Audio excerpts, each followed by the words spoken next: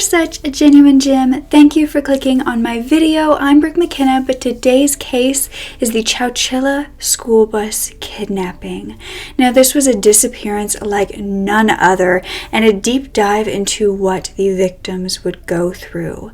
But the most infuriating of all was that most people during this time did not want to acknowledge the psychological damage that victims could go through. By the way, if you're new to my channel, I post content like this all the time. It's my absolute passion to tell these victims' stories, and I mean no harm when I do so whatsoever. And if that's something that you would like to support me in doing, all you have to do is subscribe down below, give this video a thumbs up, and comment something nice down below. I'm so thankful for today's sponsor, which is June's Journey, which is a hidden object mystery game, an app on your iPhone or even for Android as well. And I thought that this was the perfect app for anyone who loves my channel, because not only are you going into these different crime scene scenarios and looking for clues, you are also in a very vintage time period. It's in the 1920s and everything is so beautiful and elegant. In this game, you are the brilliant and independent June Parker, who is actually taking it upon herself to solve her sister's murder. Now, the fun thing is you can do this in your bed and just while you relax, or if you're sick like I've been for the past week, it's basically all I could do was just hang out on my phone because I couldn't move any other parts of my body but my fingers. And I still got to do what I loved. And it also doubles as a memory game because you're constantly having to remember where things are to pass to the next level, and you can also decorate your little estate in its little vintage aesthetic. I seriously love this, and I was so happy when they reached out to me, and I will have a link in my description if you want to play as well. Again, it is free, and all the link does is show that you guys wanted to play the app because of me. And thank you to June's Journey for sponsoring this portion of the video. And now let's get back to the story. So it was 1976 in California, and Chowchilla, which was a quiet kind of farm town. They weren't necessarily the most wealthy individuals, but they worked hard. They worked for themselves, and there was tons of families. So no one expected a horrendous event to occur. But on Thursday, July 15th, Dairyland Elementary School was having their summer school program, and this actually wasn't for people who didn't show up to school or had bad grades. This was actually for the children who wanted to continue going to school and wanted something to do outside of their home, because there wasn't a ton of places to go in this town. It was very small, so the community decided they would run a summer school program where during the first half of the school the children would learn as normal, but the second half in the afternoon they would actually get to do a fun activity, sometimes class trips, just something where they actually got to have a summer break and fun as well. The whole community figured that this was the best way to keep children out of trouble and also get them to learn more and enjoy that learning, so when it came around where it was time for school again, they wouldn't be as, disappointed and sad because they had just continued to learn throughout the summer. And it was actually a huge hit in the community. Everybody loved it, and in fact they had actually started a petition to continue it through the rest of summer. It was supposed to stop July 16th, but the children put together a petition, and the teachers and the bus drivers all signed it, saying that they would love to continue working if the kids wanted to continue going. Frank Edward Ray, who went by Ed to most adults and Mr. Ray to the kids, was a 56-year-old bus driver, and he was one who did sign the petition as well. And he was also a farmer in the area. He had grown up in Chowchilla. He knew everybody basically, and some of the people, the children he was driving around, were actually grandchildren of the classmates he had gone to school with. He loved his job, he loved the children, he loved the entire community, and technically he had worked there for about 30 years and could have retired, but he decided that wasn't for him. He wanted to continue doing it, to seeing the kids, and that was just part of his personality, was wanting to be helpful, wanting to be around people. And so it was something he looked forward to doing every day. And on July 15th, his job was to head to the Chowchilla Fairgrounds swimming pool at 3:45 to pick up the children because, of course, the afternoon they got to do something fun, and that day it was to swim. So he knew that he was going to pick them up at 3:45 from their class trip. Now, most of these students ranged from anywhere from almost 5 to 14. There weren't a ton of teens, but there were a few that would go on and off, and they would all hop aboard this big yellow bus amid the very hot summer day and head down the road that had fruit trees all along both sides to their homes.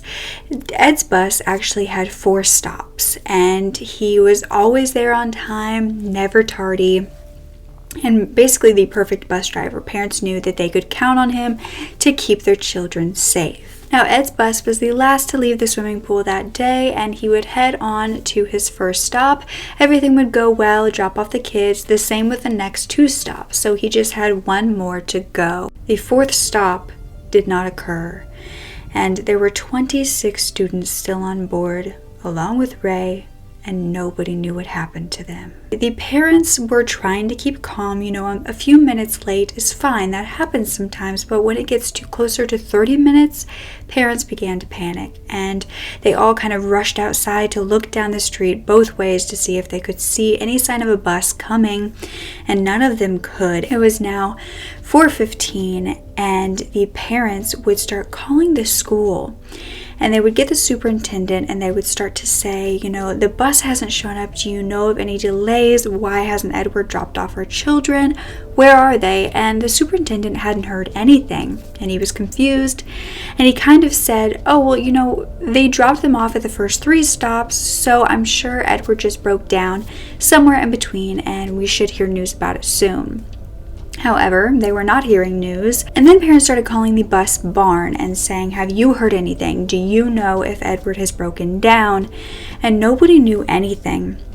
And of course, this would make the parents completely frantic. They would head up to the school themselves to question the superintendent. And by 7 p.m., a full-blown search was happening. There were patrol cars everywhere who were driving down the bus route to see if he had broken down anywhere on the bus route he was supposed to go on. But the problem was they couldn't find Edward or his bus anywhere on that route, which was completely concerning because he wasn't supposed to leave there without dropping off the kids. Now, the parents were bombarding the school, asking different questions, demanding to know where their children were because, of course, the 3rd stop, everyone had gotten there fine. So what had happened in the short span of time between the 3rd and the 4th stop? What had happened to these 26 children? And at first, when this bus couldn't be found, people actually started to blame the bus driver, Ed, saying that he had something to do with it, that he took these kids, he knew where they were, and he was a bad man. His wife, Odessa, who had been married to him for years and years and years, said that cannot be true at all. Ed is the best man that she knew, and she knew that he loved kids so much he would do nothing to harm them. But nobody else had any theories or answers. This bus had just vanished.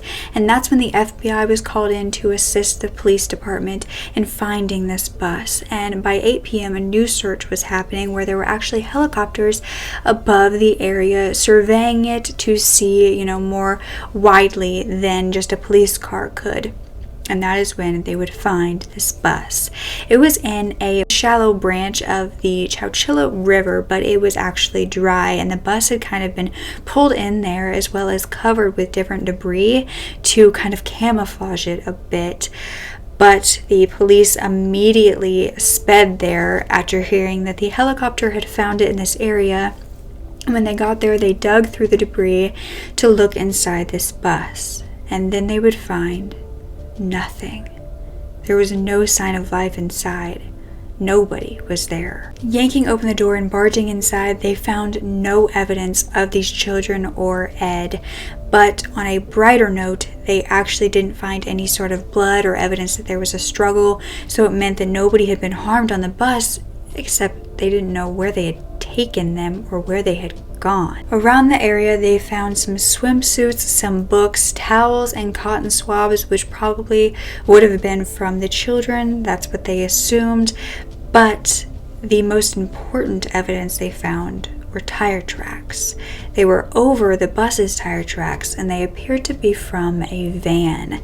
So now they were speculating that possibly a van had come and whoever was inside came and took these children. Now, there was actually no footprints found around this area. Even though you could see the tire tracks in the ground, you couldn't see any footprints. So they were kind of theorizing that whoever was in this van had placed them from the bus into the van without actually stepping on the ground, making it so none of them did either. And this was thought to be a kidnapping. And in fact, a mass abduction, and the biggest at this time. The parents' biggest fear was coming true. Their children had been kidnapped. They had no idea where they were or if they were okay. And when people weren't looking at Edward as being the suspect, they were looking at an even more terrifying option. And that was the Zodiac Killer. Because you see, in 1969, 7 years prior to this kidnapping, the Zodiac Killer had written a note, as he loved to do, and he'd said, "This is the Zodiac speaking. I am the murderer of the taxi driver over by Washington Street and Maple Street last night. To prove this, here's a blood-stained piece of his shirt. I am the same man who did in the people in the North Bay area. The San Francisco police could have caught me last night if they had searched the park properly, instead of holding road races with their motorcycles, seeing who could make the most noise. The car drivers should have just parked their cars and sat there quietly waiting for me to come out of cover. School children make nice targets. I think I shall wipe out a school bus some morning. Just shoot out the front tire and then pick off the kiddies as they come bouncing out." Now, of course, we all know the Zodiac Killer was never caught, and the investigators were said to get his last letter 2 years prior to this kidnapping. So it was believed it was possible this could have been the Zodiac, because the other option of a possible ransom being involved in this kidnapping didn't make much sense. I said that the whole Chowchilla area was very rural, and it had a whole bunch of families who were farmers who didn't have a ton of money, and so to randomly pick these 26 children that didn't have wealthy parents didn't make sense. It was said that these people of Chowchilla were all very common, everyday people who didn't wear ties. They wore blue jeans, nice shirts, and they were super hardworking, but they didn't have that kind of money. So was it some sort of darker motive? Possibly a serial killer who was targeting children? Well, the superintendent, Mr. Tatum, believed that it was more of a life for a life kind of deal. But ultimately, no one really knew who could have done this or why they would have done this, and so the search continued with dogs, horses, helicopters, FBI agents, all of the police, and also volunteers. Chowchilla had about 5,000 residents at the time, and nearly all of them were out and about doing something to help, because this was really affecting so many in the community. I mean, 27 families, 26 children, and Ed, all of their families were suffering and wanting to know answers. So this was something that was affecting so many people, and they were finding that the tire tracks were from vans, and more specifically, I'm not even sure what they're called, but we kind of call them where I'm from creeper vans, because they're used in a lot of kidnappings, unfortunately. But witnesses had come forward saying that the day that the children were abducted in Chowchilla, they had seen 2 of these vans kind of lurking about, and they knew from this area that most of the time these vans weren't around. And so some of the residents were actually put on watch, given a police radio, and were to call in anytime they saw vans around. Just in case, investigators were also watching the Bank of America in Chowchilla, because that is the one that Edward and his wife would go to, and they were still suspicious that Ed had something to do with it. So they were watching it to make sure that nothing happened, that, no ransom demands were made, or if they were, it wasn't going to this certain bank. And they also started to believe that a book called The Day the Children Vanished was possibly inspiration. That was because this book was about a busload of children who were abducted, but this was only as a ruse for a gang to be able to go into the town and rob a bank. Because everybody was out searching for the kids, nobody was actually watching this bank, and so they got a ton of money. But this resulted in both the banks in Chowchilla being monitored. At this point, there was little to go on. There was no ransom made from kidnappers, which they didn't think made sense anyway, but they were hoping because that would mean that they could possibly get the children back. And this is when authorities released a statement saying, about 175 pupils from kindergarten through 8th grade were picked up for school shortly before the summer session began at 8:45 a.m. After a morning of academic-oriented classes, arithmetic, history, and so forth, the pupils as usual spent the afternoon in a variety of recreational pursuits, including a swimming outing for some. School ended at 3:45 p.m. and the bus driven by Mr. Ray left the Dairyland School, which is in a sparsely settled farming area 12 miles west of here. The bus made 3 stops to drop off children and continued on. About 4:15 p.m., for unknown reasons, it went off its normal route. Instead of turning right at the intersection leading to the 4th stop, it apparently continued west toward what is called the Berinda. It was in that place that the bus was found. At about 7 p.m., after parents began calling the school inquiring about their children. Now, Sheriff Bates, who was working on the case, said, I guess I'm a fundamentalist on this, but I can't help but think anybody who would do this, who would take boys and girls and kidnap them, whatever their motive, can't help but be psychotic. Whether it is political, whether it is self-serving, whether it's personal, I can't help but think it's psychotic. Now, because of their age, a lot of the victims' names were not released to the public. However, a few would be, and the oldest on the bus would be 14-year-old Michael Marshall. Now, according to Once Upon a Crime podcast, he was not normally on this bus. In fact, his mom would normally pick him up after the academic-oriented studies, and this was about at noon every day, so he didn't go on to do the fun stuff. He would just get to go home. And on July 15th, his mother actually said he was going to stay the whole day and ride the bus home. This was because he was in trouble. You see, the day prior, he had gotten home at 12 p.m. His mom had to go back to work. And when she arrived back home, Michael and his friend Dougie were actually drunk. They had gotten bored and they decided to drink some beer. And his mom was furious, saying that if he had so much free time and that he was not going to do great things with it, he would need to stay at the school program. So that's what he did, and he in fact almost missed the bus. He was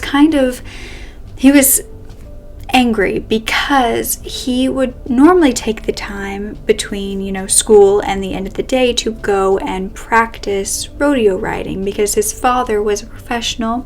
He, of course, wanted to follow in his father's footsteps, but he made a mistake the day previous, and he was not being able to do that because it would already be dark by the time he would get home. But now he was missing, and the youngest on the bus was a 4-year-old named Monica Artery, and she was the sweetest, most innocent little thing. And she was now missing as well. There was 19 girls and 7 boys total, but it included 11-year-old Jeff Brown and his 9-year-old sister, as well as 10-year-old Robert Gonzalez and his younger brother. There was also Judy Reynolds, who was 13, and her 9-year-old sister, Rebecca. Linda Correjo and her 3 sisters were also missing, as well as Larry Park, Jennifer Hyde, Barbara Parker, Jody Medrano, Angie Robinson, and 10-year-old Darlene Neal and 7-year-old Sherry Hensley. Now, Sherry's mother and father stayed at the police station this entire time, and Sherry's mother would actually say, it's a group of people who either want money or publicity or both, and they'll get it. Look at all the reporters that are here. They're going to get all the attention they want. Which was true. Phones were ringing off the hooks. Media reporters were everywhere trying to get statements, but nobody had information as to where these children were. And it was just causing more chaos to an investigation that wasn't going anywhere and was truly breaking so many hearts of parents and everyone in the community who didn't understand why this was happening. They waited hours and hours. They stayed up through the night, and this would actually pay off because at 4 a.m. on Friday the 16th, the police department would get a call. This was from 100 miles away in Livermore on a rock quarry. And this caller said that he had a busload of children and their bus driver, and they were all completely okay. It was said all 27 of them were mentally and physically exhausted, but they were okay.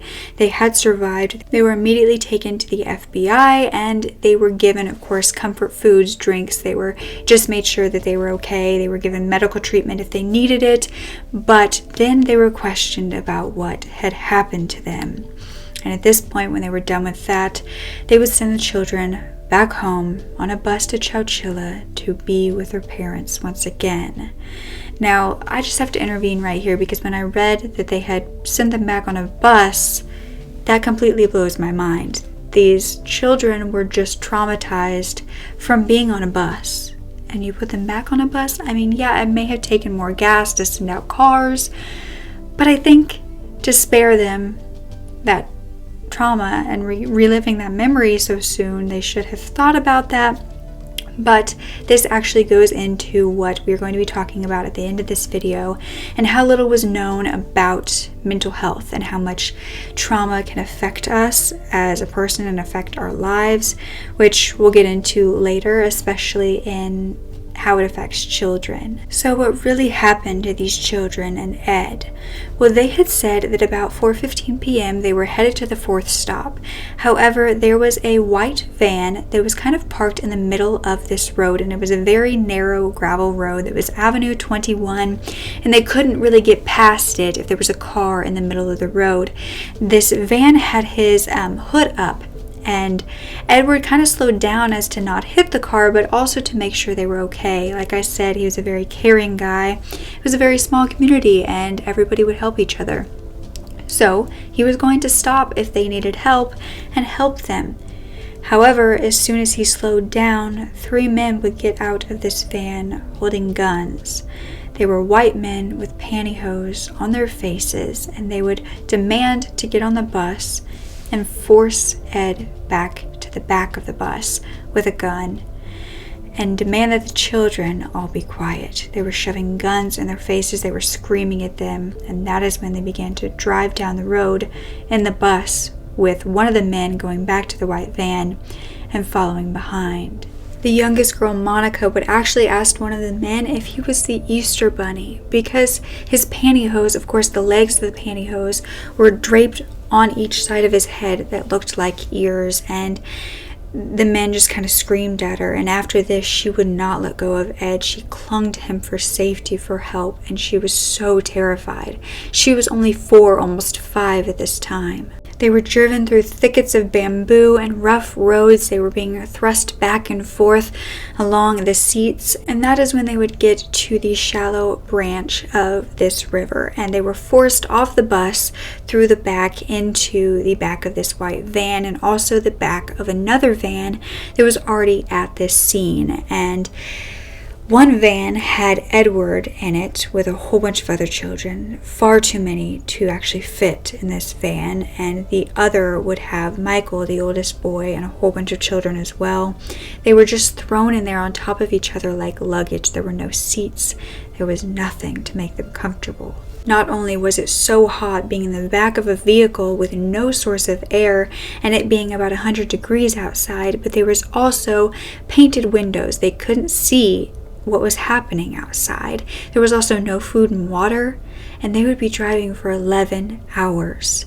Some of the kids had motion sickness and were throwing up everywhere, or just from the heat. Others were going to the bathroom in their own pants because they couldn't hold it anymore. They were just children. The older children started singing to the younger children who were profusely crying and begging to go home.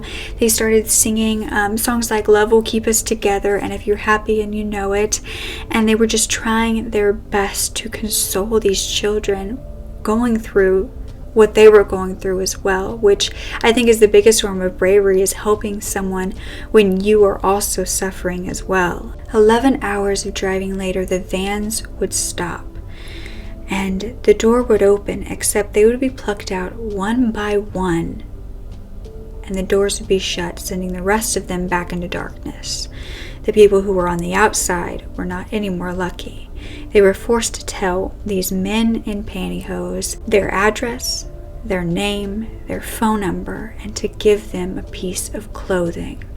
After this, they would be told to get down inside what looked like a hole from a ladder, and it was pitch dark inside. The only light they had was a tiny flashlight that Ed was given. Now, Linda, one of the children, said that it looked like they were being buried into the earth, like it was a tomb, like it was a coffin, and they were all terrified, but some of the kids, they fought it. They wanted to go home, and without even knowing, they were fighting these men, and that's when they would have a gun pointed at them, and they would have no other choice but to do what they were told. Once the last child was down, everybody was inside this hole. The ladder was immediately pulled up so they couldn't get out.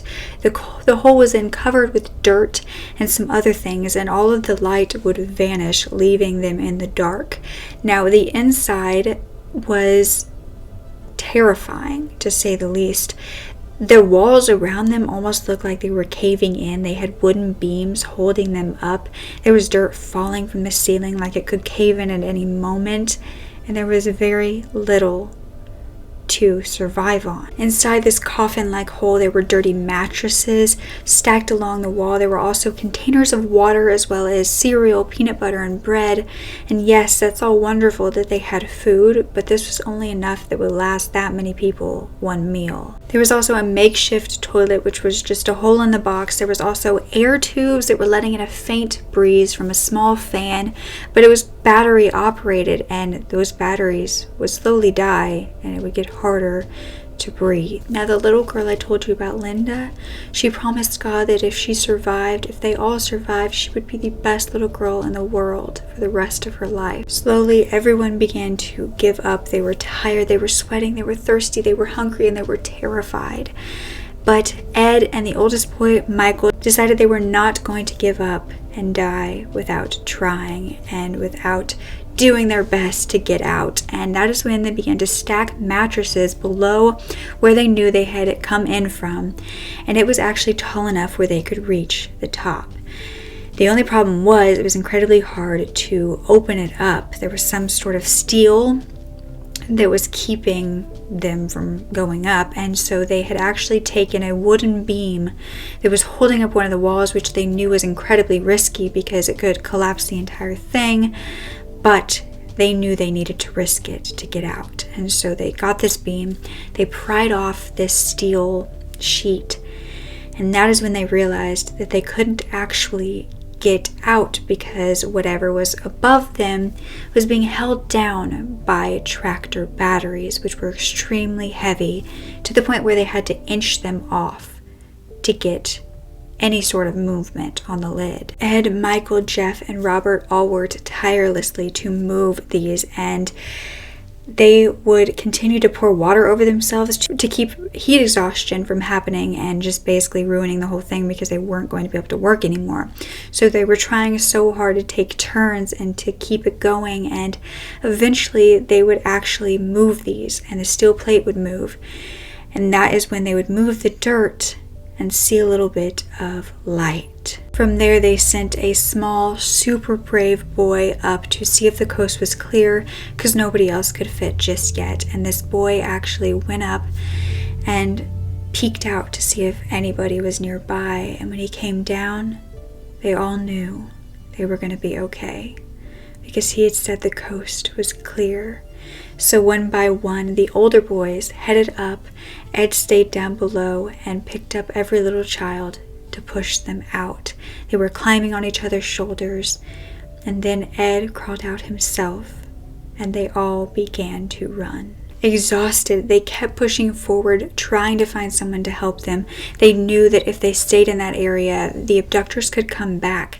And that is when they found the small building, which was actually a guard building because they were buried on a, construction type site. And so there was a guard watching this area. And at 4 a.m., they happened upon this guard who, before they even said anything, said, "The world's been looking for you." He knew exactly who they were, and he called the police. Now that they knew that everybody was safe, they needed to figure out who had done this and put 27 people through this. And that is when they traced their steps back from the guard station to where they were buried, and they found that it was actually the back of a moving van that had been basically buried into this dirt hole with a makeshift opening at the top, and the children had been lowered inside. They began to look into anyone who had access to this quarry and why they would have, wanted to do this, if they had a motive. And that is when they came across the owner's son. He was a 24-year-old Frederick Nehall Woods IV. And he and two of his friends had previously been arrested for grand theft auto and had been released on probation. These two friends were 24-year-old James Schoenfeld and 22-year-old Richard Schoenfeld, who was his brother. Now, investigators immediately wanted to talk to Frederick, but they found that he was missing. He still lived at home with his wealthy family, so they got a search warrant for his home, including his room, where they found pretty incriminating evidence. There was a pretty detailed plan of this kidnapping, as well as a $5 million ransom note that was pretty much looked like a draft, and one of the guns that was used was there as well. Now, the moving van had also been purchased in Frederick Wood's name. They hadn't covered themselves up very well, thankfully. But these three boys were all from very wealthy families. Of course, James and Richard were brothers, but Frederick was also from a wealthy family. His father owned many businesses in the area, and the Schoenfeld brothers' father was a podiatrist, so a doctor. These boys, who were all in their 20s, had never been forced to do anything, much less do something with their life. They were all spoiled, and they didn't really know how to work that hard. But being in their 20s, their parents had basically told them that they needed to start making money, doing something with their life, and do something good for the family name. Now, Frederick had always been the tempered one of the group. He would get angry, and he didn't really get along well with anyone but these brothers. Pictures of these men would be put into newspapers as wanted men to be looked out for. However, 8 days later, on July 23rd, one of these men would walk into the police station willingly. That was the youngest brother, Richard. Now, he had actually returned home, confessed to his parents, and was willing to confess to police. He also told police that Frederick and James had gone separate ways. He said what they looked like, what kind of guns they could be carrying, exactly how it all happened. They would go on a nationwide manhunt for these men, and on July 17th, a tip would be called in from a man saying he saw a man that looked like James at a beach. And this was in Washington, and they arrived and they captured James. He said he was going to turn himself in, but who knows if that was true. However, not too long after, Frederick would be captured as well in Vancouver, Canada. It had been found that James had tried to go into Canada as well, but had actually been turned away because he was saying that he was staying with a friend in Canada to wait for the Olympics. However, he didn't have enough cash to stay that long, and they thought that was suspicious, so they turned him away. And so he went and got more money. The second time he went, they searched his car and found a gun, so he was once again turned away, and he was going to try again later. However, Frederick had gotten through pretty easily to Canada. He had checked into a hotel under an alias, but that is where he would actually write a note back to a friend in California saying where he was and that he was okay. This friend would turn him in to the FBI. After questioning, the investigators found that these men really loved crime movies, and especially the 1971 movie Dirty Harry, which involved a killer hijacking a school bus. Now, ultimately, they wanted to make their own movie together, and they were working towards that. However, they slowly started to mesh fiction and reality, and they decided they were going to create the perfect crime. This would go way too far, and that, coupled with the boys' needs for money, or so they thought. James was so in debt because he had spent so much trying to live a lavish lifestyle, trying to impress people. He spent on fancy cars, and he was being cut off. He was in debt. and the other boys needed money too. And so it was said that after this, they decided they could commit the perfect crime and get a huge ransom. I mean, if just one kid got a bunch of money, a whole busload would get a ton more. That was their thinking. They knew that the parents wouldn't be able to give them that kind of money, but Ronald Reagan had just announced a surplus of money from California's education department, and they wanted that money. So they believed that going after a school bus could get them it. December of 1975, the year prior, Frederick had bought this van, and they started burying it and hatching the entire plan. But by July 15th of 1976, they were on their second attempt at the kidnapping. You see, the day prior they'd actually tried but failed. They'd missed the bus, so they had to try the 15th. But unfortunately, this time they would be successful. They were going to ask for $5 million. Then after they got the money, they were going to send the location. They weren't going to harm anybody, or so they said. The only problem was that because the phone lines at the police department were so backed up, they couldn't get through to make their ransom demand, so they began to start writing a letter they were going to send. They fell asleep while writing this because they had drove the whole night previous to this to the location to store all of these children in Ed. And when they woke up the next morning, it was actually to news that their victims had freed themselves, and they were going to get none of that money. Now, this completely baffled them, especially Frederick. He got really angry. He knew that they had thought of everything. He had even bought an x-ray machine to make sure that none of the money had tracking devices in it. He also had someone make him a lead box. That way, if any dye packs were in there, they wouldn't go off. He had really thought this all the way through. But now the children and Ed were safe, and their abductors were in handcuffs. They would plead guilty for kidnapping, for ransom and robbery, but not for infliction of bodily harm. And this is what would be argued about most in the case, whether these children were harmed. Now, the prosecution said that physical and mental trauma was bodily harm. However, the defense said that it wasn't. And all three men were actually found guilty on all counts, including bodily harm, which meant that they were given life without parole. However, this was overturned in 1981 because it was said that bodily harm wasn't scratches and bruises, which was all the kids had physically. They didn't want to incorporate mental trauma and the psychological damage that was done to these children, and so it was actually overturned, and the men went from life without parole to life with the possibility of parole. And many were completely baffled at this. They were angry because especially the parents of these children knew how different they were after that happened. I mean, they were no longer the same innocent children. They would have nightmares. They were paranoid. They were claustrophobic. They were filled with fear. But at this time, and even sometimes still today, nobody cared about that side of it. They weren't harmed physically, so they were fine. Now, 20 years after the abduction in 1996, the three abductors were actually interviewed. James, the older brother, would say, "I'm very sorry, deeply sorry for what I've done." Richard said he was immature, that he was the follower and he made an extremely stupid decision. He was the one that actually turned himself in. But Frederick said it was just a lot of pain and suffering that we put everyone through that we didn't realize we were doing at the time. But now I just hope that everyone is going on with their lives. Everyone can be somewhat back to normal. Now, to me, all of these sound extremely scripted, but it was an apology if the victims needed that. Now, 36 years after the abduction, in 2012, Richard, the youngest brother, would be released on good behavior and moved in with his mother.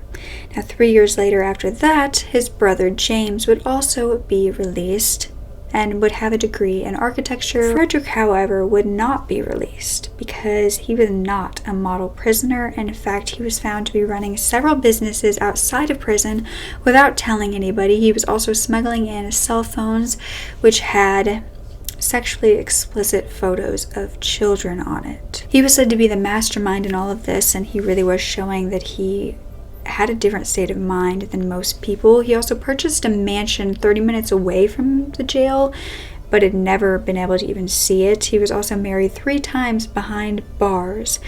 And he has since told investigators that during this whole kidnapping scheme, he'd actually rented a warehouse in San Jose where they were going to store the money. Once the children got back to their families and it was a little more normal again, Lions Club in their town actually sent them all to Disneyland. It was like a paid vacation, which is such a wonderful thing that they didn't have to do.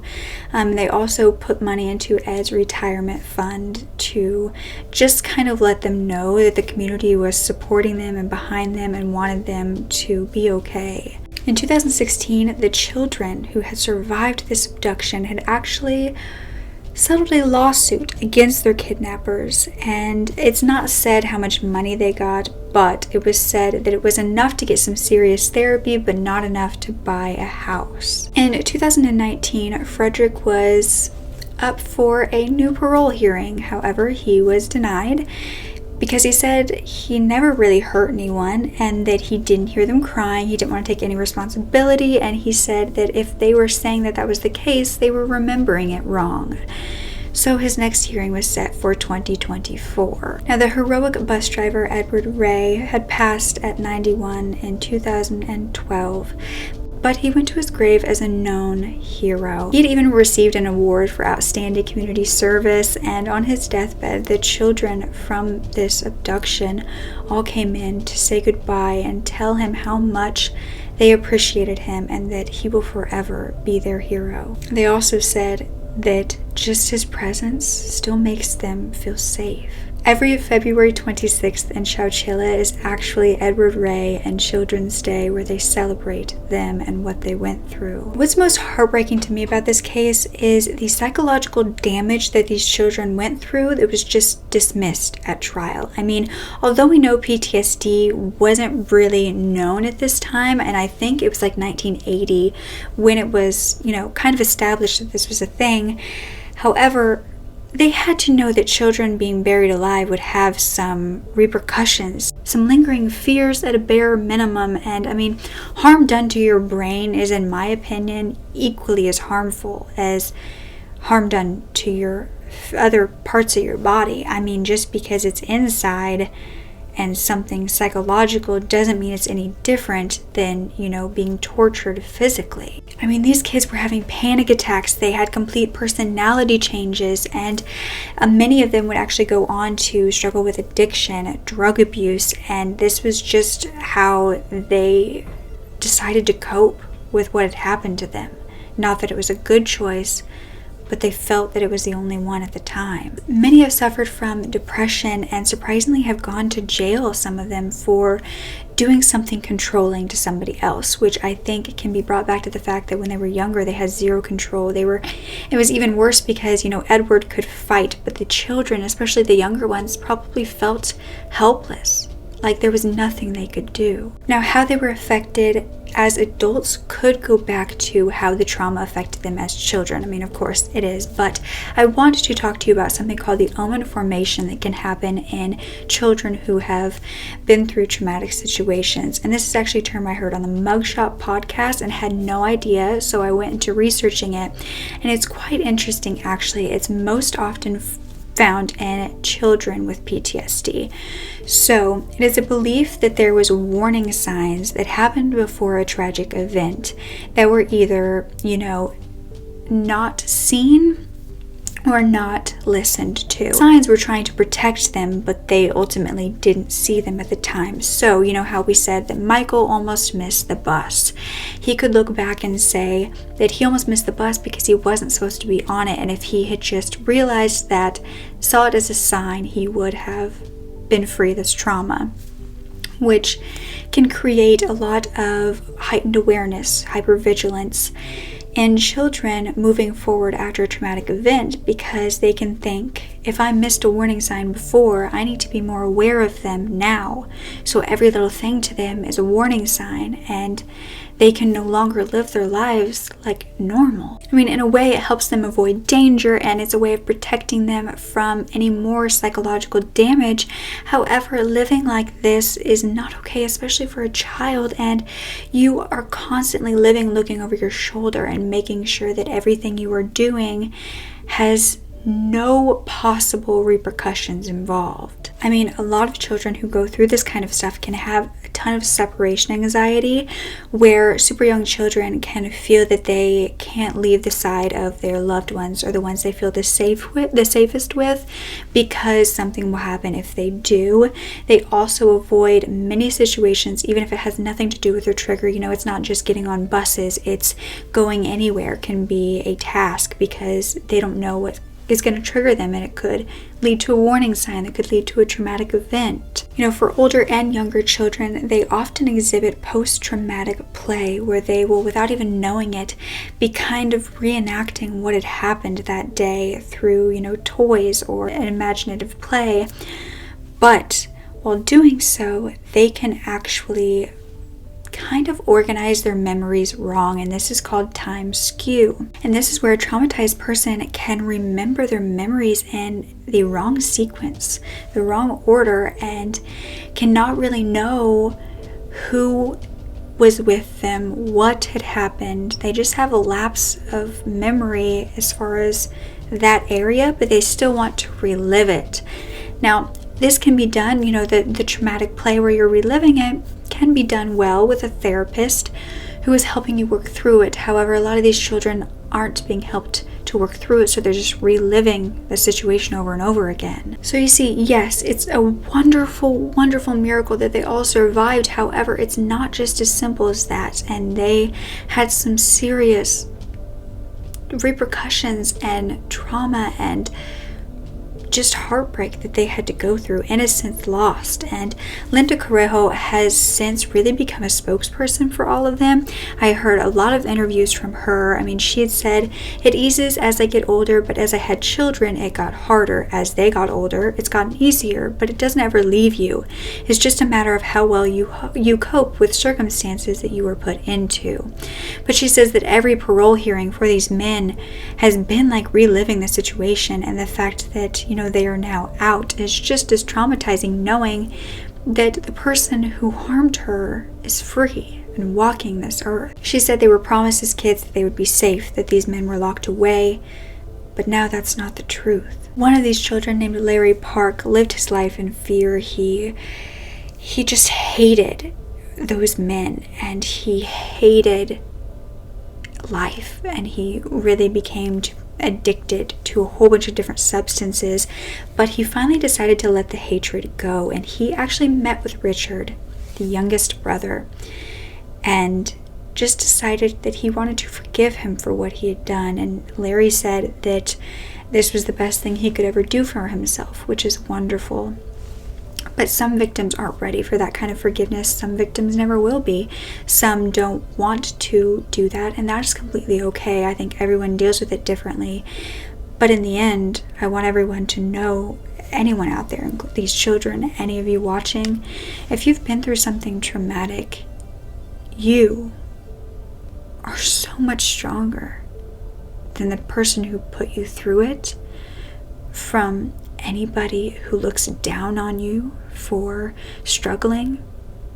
You're so much stronger because you're fighting, you survived, and you live every day with a strong heart, with a strong mind, with a strong body.